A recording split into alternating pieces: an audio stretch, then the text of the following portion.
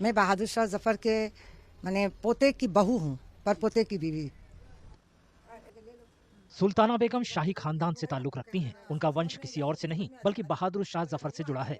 वे आखिरी मुगल बादशाह के परपोते की पत्नी हैं। हालांकि पश्चिम बंगाल के हावड़ा की झुग्गियों के बीच उनके साधारण घर में राजसीपन की कोई झलक नहीं दिखती। तंगहाली में जीने को मजबूर सुल्ताना जब ये बात सोचती हैं कि चीजें अलग हो सकती थीं, तो उनका मन कड़वा हो जाता है। आपको तो मालूम है कि वफादार लोगों का ये अंजाम है, और गद्दारों के पास देखिए हर एक के पास इतना प्रॉपर्टी है, उनके पास दौलत है, पैसे है। लेकिन बहादुर शाह जफर भी अगर घुटने टेक दिए होते तो आज मैं भी ऐशो आराम करती। हालांकि इसमें काफी गर्व भी छिपा हुआ है। सुल्ताना नहीं भूली हैं कि कैसे 1857 के विद्रोह के बाद मुगल सम्राट बहादुर शाह जफर के तीनों बेटों को भारत के पहले स्वतंत्रता संग्राम में उनकी भूमिका के लिए अंग्रेजों ने फांसी पर चढ़ा दिया था।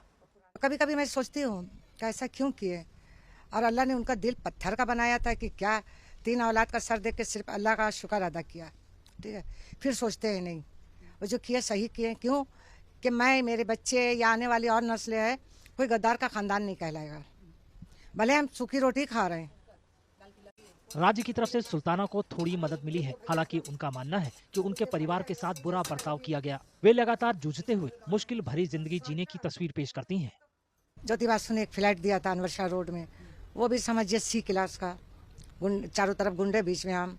बहुत उन लोग ने जुल्म किया, कोई सुनवाई नहीं। थाना जाते हैं, थाना वाला बोलता है, टालीगंज थाने में गए कि भाई ऐसा ऐसा हो रहा है, तो बोला आए अपनी मित्ते को तो बोल चेन।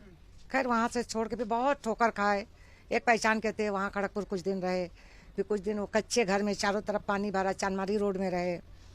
उसके बाद पता चला कि यहाँ घर कमरा है, तो यहाँ फिर हम लोग ने किराए पे लिया। सुल्ताना बेगम बताती हैं कि उनके दिवंगत पति को सिर्फ 250 रुपए की मामूली पेंशन मिलती थी, जिसकी वजह से उन्हें गुजारा चलाने के लिए छोटी मोटी नौकरियां करनी पड़ी। जब मैं तालतला में थी शादी के बाद, वहाँ भी बहुत मजदूरी का काम किया, क्योंकि उस टाइम भी बेदार साहब को 250 रुपये पेंशन थी। वहाँ भी बुक बाइंडिंग का काम किया, ये आटा दाल चावल का टोंगा बनाए, पाव रोटी का, मैं क्या क्या बताऊँ। वो जो रुमाल है कागज़ का, वो 1 रुपया 1000, कहीं 1 रुपया 4 आना 1000। खैर किसी सूरत से बेदार साहब की ज़िंदगी में अपना दिन काटे।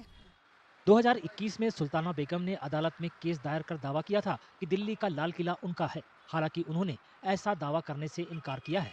राजा महाराजा को जितने भी थे, उन लोग को लाखों रुपया पेंशन मिलती थी, अब तो बंद हो गया। और उस वक्त बेदार साहब को 250 है। तो